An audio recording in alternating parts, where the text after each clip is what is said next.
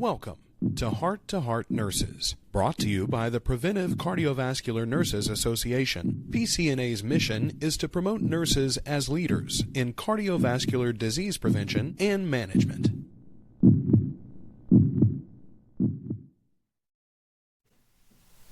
Welcome to today's episode, where we are going to be discussing the lowering of LDL-C and the importance of that in clinical practice. I'm joined by two experts in the field, Binu Koirala and Kim Prado, and I'm going to have them introduce themselves to you.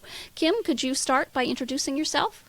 Absolutely, Geraldine, and thank you so much for having us here. I was very delighted, especially since I love your podcast. My name is Dr. Kim Prado. I am an associate professor at Rutgers University within the College of Nursing. I also practice in cardiology at Summit Health, and I am also a co-chair for the FPCNA Northern Chapter of New Jersey. Perfect. Thank you so much. Binu, how about you? Sure. Thank you so much for having me here too. I'm really excited for the topic today, and my introduction, I'm Binu Koirala. I'm an assistant professor at the Johns Hopkins University School of Nursing. My practice and research expertise include cardiovascular risk, prevention, and management. And I also serve as Maryland chapter leader and project development and review committee member at the PCNA. Really excited to be here today. Well, I'm very grateful to you both for spending time with us and our audience, sharing your expertise. And so, just to make sure we all have our information correct, Binu, I'm hoping you could talk just a little bit about the interrelationship of ASCVD and LDL-C. Sounds good. And I think that's a perfect start to talk about why LDL-C is important. So, I'll just start with what is ASCVD. So when we are referring to ASCVD, I'll start with the data from American Heart Association. So between 2017 and 2020, around 128 million American adults had some form of cardiovascular disease. And when we also look into data, there were more than 25% of the people who had higher LDL-C labels.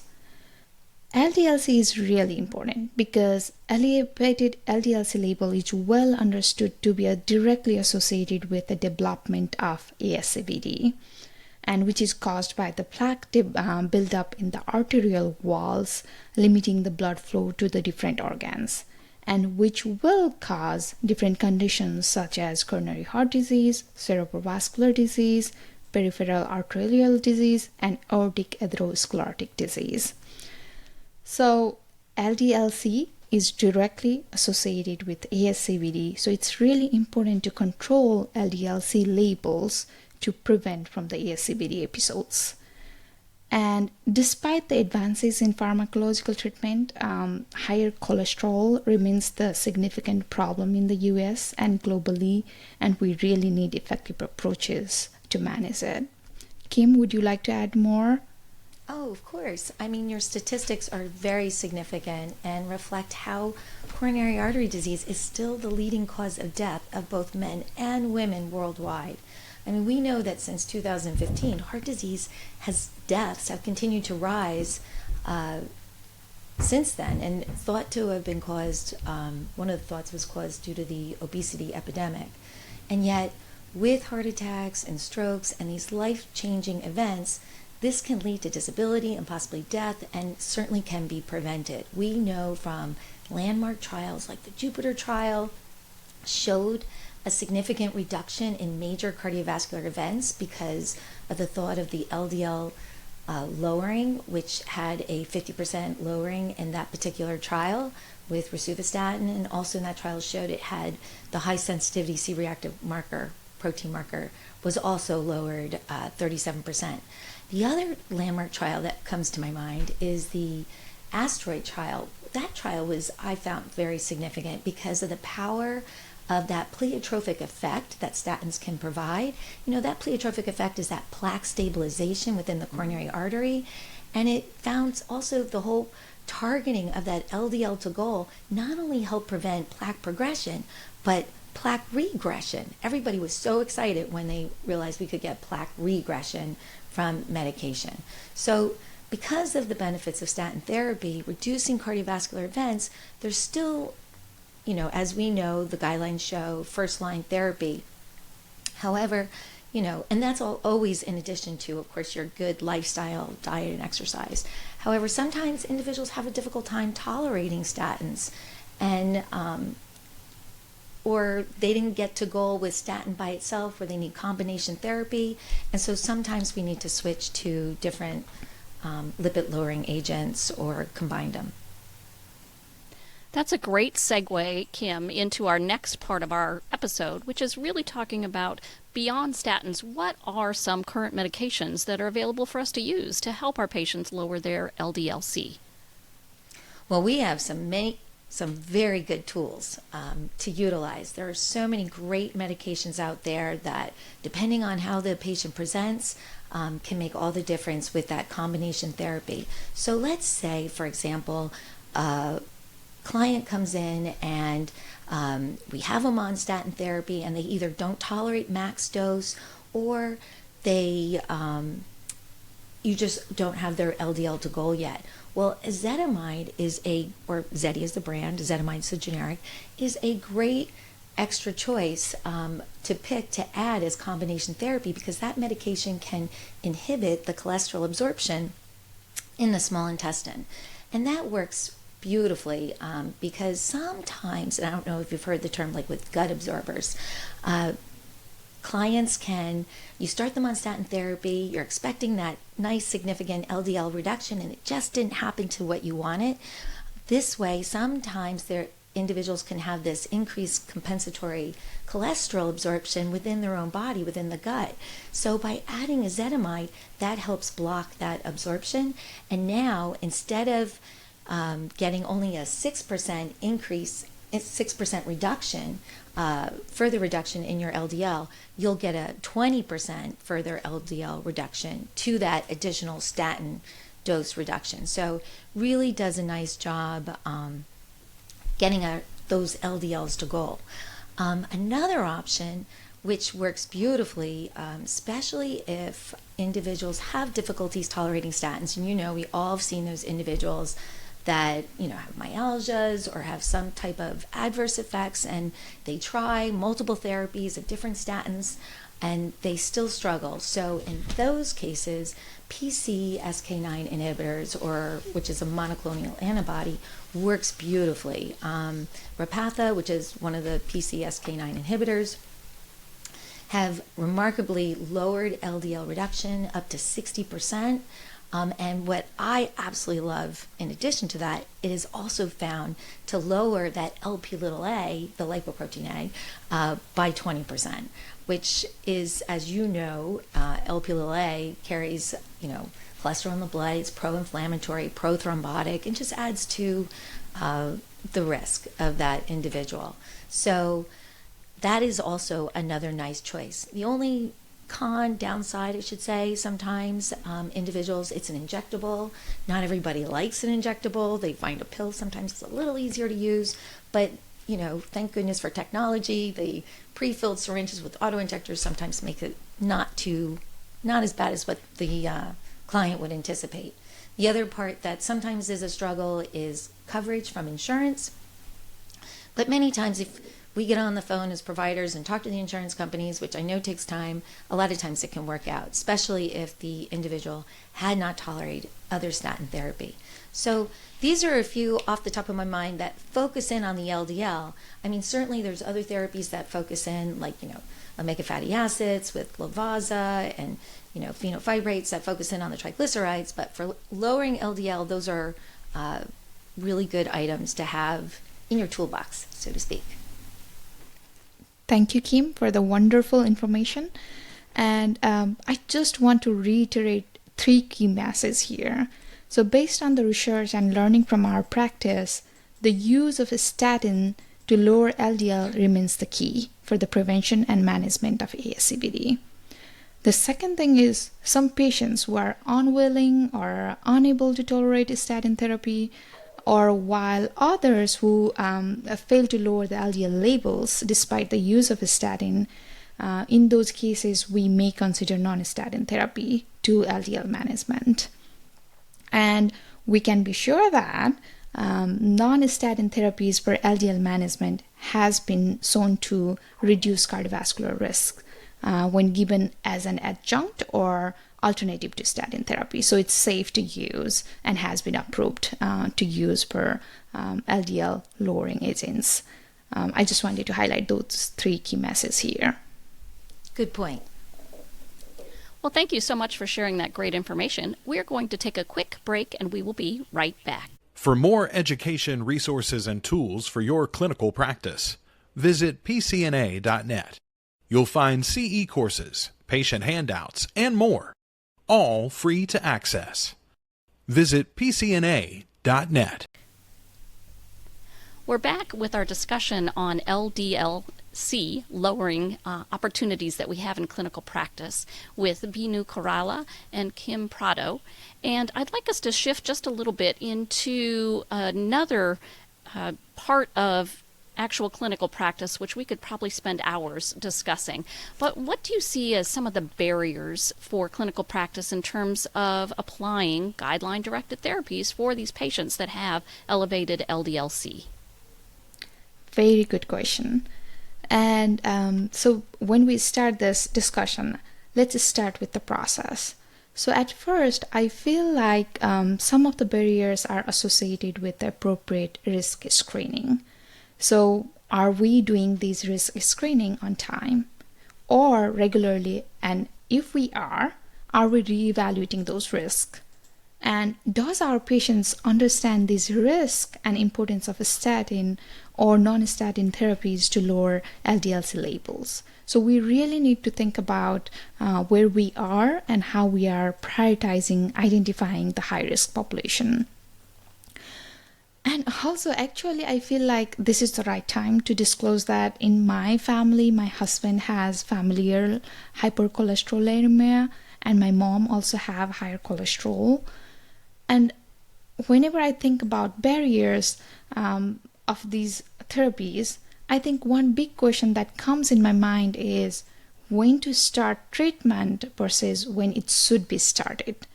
So let me explain here a little bit more. What I mean here is multiple studies have shown that it is not only the level of LDL-C which matters, but also the exposure to elevated LDL-C labels, which is the LDL-C years or exposure to elevated cholesterol.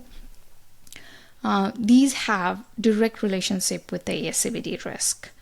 And as a family member of someone who has higher cholesterol, I think my husband and my mom were struggling to start these therapies on time because of so many things, such as preference to lower cholesterol with lifestyle changes rather than just starting the medication because it requires commitment.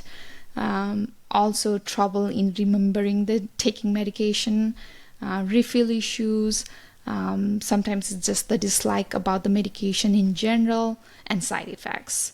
So I can see our patients who are thinking through these parts, and these could be some of the barriers for using guideline-directed medical therapies for the management of LDL-C. So we need to communicate these issues or explore these issues with the patients and identify the goals together. And with this, another important part is making accurate documentation of all these things that we do or that I just mentioned. Risk assessment, patient preferences, treatment decisions and goals, and evaluation of these therapies that needs to be regular and properly documented for further follow-up and continuity of care. No, I agree with you, Binu. I mean, well said. And barriers definitely involve, also patients with their non-adherence to meds, their costs, the side effects, statin intolerance. There's so many types of barriers, and you covered it nicely.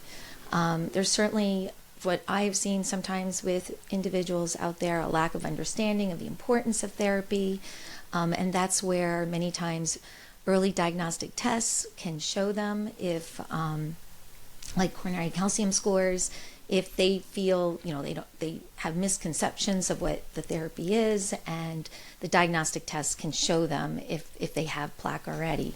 But like you said, addressing the barriers with communication, patient education, even though sometimes that's very challenging with all the time constraints that can sometimes occur during office visits, it is so key. That communication is so important, and patient education is so important and can make all the difference in that individual. And focusing and giving specialized care to that individual makes all the difference. I agree. Kim, you have, again, created a great segue for our next part of our episode, which is really to talk about how we can take the time for this very important topic of LDL-C in these clinical visits, which are sometimes so tight when it comes to all the things that are trying to be accomplished in a very short amount of time. What are some strategies that we could do to help clinicians, to help healthcare professionals who are working with patients to make this a priority?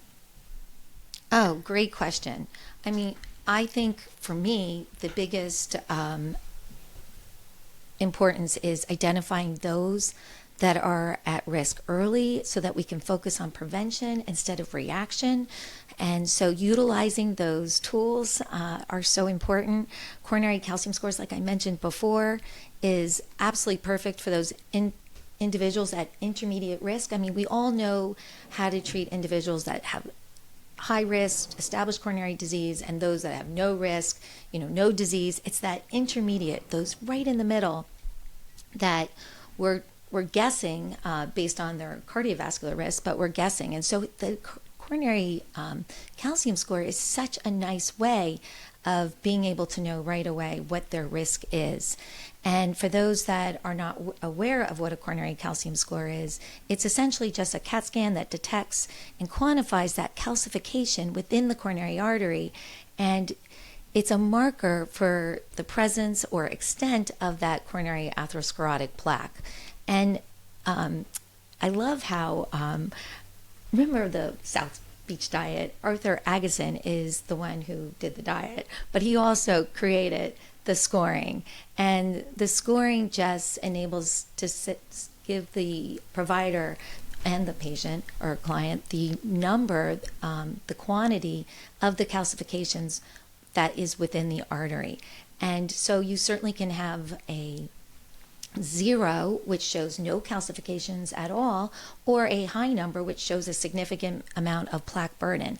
But that helps us identify that person who's at risk, and even better, the individual who maybe might have been hesitant about, lipid-lowering therapy, or even more so, wasn't ready to quit smoking and lifestyle changes.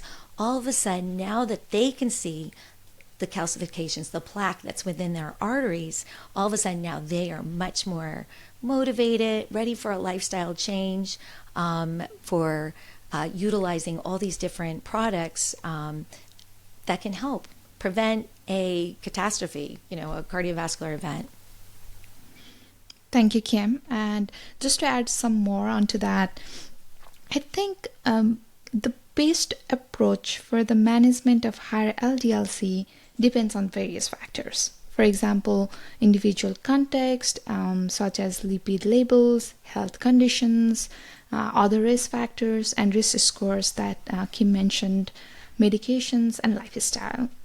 So it's really important for healthcare providers to understand these factors that affect our patients. And here I really want to highlight one resource. The listeners can find that in the show notes, which highlights that effective assessment and management of LDL-C is important. And for that, we really need to work closely with our patient. We really need to work closely with our patient to identify the risk, identify the patients who are at the highest risk of ASCVD, also to recognize the need for lipid-lowering therapies, which is either statin or non-statin therapies, and then overcoming the barriers we discussed, such as like access, concern over side effects. So all those things would be discussed and talked with the patients together to identify the intensity of the therapies that is needed to reach the goal of lowering the LDL-C levels for these patients. And so the treatment of high cholesterol is really a lifelong process. And once an effective treatment plan is set up, it is really important to get committed to that and those plans and reevaluation and follow-up. So hence, I really want to highlight here that involving patients since the beginning and continuing these discussions and treatment plans and reevaluation process with them will be really helpful in the LDL-C management. I really appreciate that the both of you have spoken about almost the individualization of the treatment and the discussions, and we're going to talk a little bit more about that. But before we do, I would like us to really consider, as you are meeting with patients, their family members, their caregivers, sometimes they come armed with a lot of information. They have spent a lot of time online. They have done some, I'm going to use air quotes here, research, sometimes from areas or from sources that are not exactly accurate. So how can we help our patients by helping them understand what misinformation is out there? How can we combat that misinformation, particularly when it comes to this really important topic of LDL-C? Kim, would you like to get us started? Absolutely. Well, for starters, I could say this podcast is perfect for combating that misinformation because it has the evidence-based guidelines, research studies to back it, terrific resources. The PCNA offers so many incredible resources on their website. At least that is for like the healthcare component. But you are 100% right. I've had so many individuals come in with especially the dietary confusion that's out there is so prevalent. And individuals want to know what type of dietary recommendations do they need to lower their risk. And based on the recommendations that I've seen is Mediterranean diet is still strong. Certainly consuming a plant-based Mediterranean diet helps with lowering that LDL and avoiding that damaging inflammatory trans fats. Want to avoid those trans fats, hydrogenated oils, sugars, sweeteners, refined grains, processed red meats, the processed ones. That is key because they're so inflammatory. And so kind of teaching your clients about diet is key because that plays a major role in helping them get to their LDL targets. So plant-based, healthy fat oils like avocado oil, olive oil, all of those are terrific as that anti-inflammatory benefit. Also, the DASH diet for those with high blood pressure also gives a nice benefit effect with lowering sodium, increasing potassium. And there are so many great software applications out there that make it so much easier for patients now. Just off the top of my head, like MyNet Diary, instead of in the old days, we used to have to write down all our foods for like the dietitian or the providers, the nurses, and write them down, all the salt and everything. Now, all these apps, all you have to do is use your phone and scan the product, and it immediately incorporates all the nutrients, the salt content, every aspect of it, and calculates it based on what your need is. So there are some great products out there that clients can use to make their life so much better. And even with physical activity, many of them are coming in very unclear what to do. And we know that exercise is so beneficial in helping getting that LDL to goal because of its improvement in insulin sensitivity. It enhances detoxification, reduces stress, reduces chronic disease. So it's the cornerstone of cardiovascular health. So you're absolutely right. There's a lot of misinformation, but hopefully between the different apps out there, the podcasts like you're doing today, hopefully we can help combat that misinformation. And another approach I'm thinking is shared decision making. So our patient come to us and we work with our patient and their family members. So we can use some of the tools for shared decision making to decrease those misinformation or those thoughts they have or they learned from somewhere. So the goal of shared decision making is to reach into the shared decision or the treatment plan which works for best on the available evidence, as well as the recognizing the needs and values and experience of the individuals. So it can also help improve or promote the equity in care and to achieve the treatment adherence, as well as improve the health outcomes among our patient. So studies have found that shared decision making is helpful and is a valuable tool for improving these kind of outcomes in patients. But the challenge is adoption of shared decision making into routine practice remains inconsistent, as well as there is less guidance on the practical application. We don't know how to do it, or we might be doing it, but we are not sure we are doing it or not. So there is more information we need on these tools and practical application methods on shared decision making, which might really help us working with the patient and their family members to identify the goals for LDL management. And with this podcast, I have shared a paper which talks about some STM models and approaches that was recently published from American Heart Association as scientific statement. I just want to highlight one approach they mentioned there. It's called SHARE approach, SHARE, where S means seek your patient participation, H is help patient explore and compare treatment options, A means assess patient's values and preferences, R reach a decision with patient, and E means evaluate your patient's decision.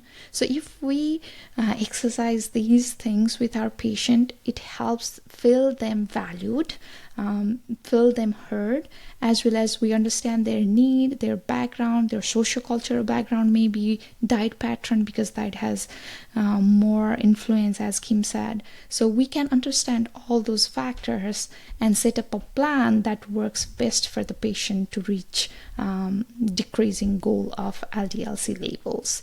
So I think shared decision making is really one important approach.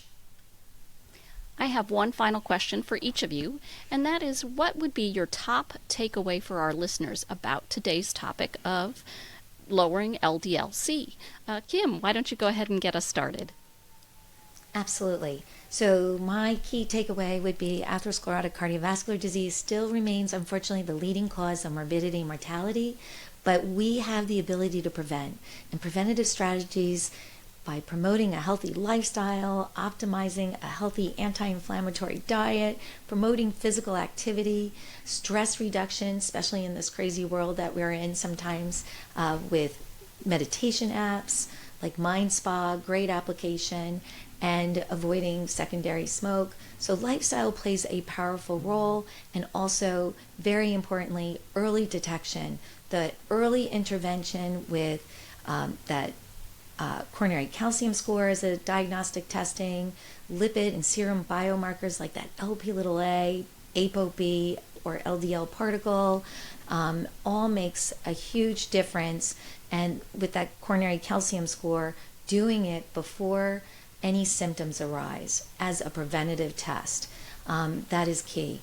And certainly by doing this, that early detection should enable those clients to receive the preventative treatment for early stages of coronary disease that might otherwise have gone untreated and potentially accumulated into a cardiovascular event. So we have the ability to prevent. So everything we can do to do it early is the way to go instead of reacting. And my last message is, as Kim said, we need to identify the patient at risk of ASCVD, higher risk of ASCVD, and then we need to optimize the dose of available lipid-lowering therapies in combination with a statin, and importantly, we need to practice person-centered approach by utilizing shared decision-making that might help achieve LDL-C target and address this global burden of ASCVD. As Binu described earlier, we do have information that's available to you in the show notes, so make sure you check that out for additional resources and more pertinent information that we couldn't get to in our limited time today. I am so grateful and would very much like to thank our guests, Binu Koirala and Kim Prado, for sharing their perspectives with us and sharing great resources that we can use in the clinic, hopefully this afternoon or maybe tomorrow morning, depending upon when you're listening. I'd also like to thank Amgen for their support of this particular episode. This is Geraldine Warfield, your host, and we will see you next time. Thank you for listening to Heart Nurses. We invite you to visit pcna.net for clinical resources, continuing education, and much more.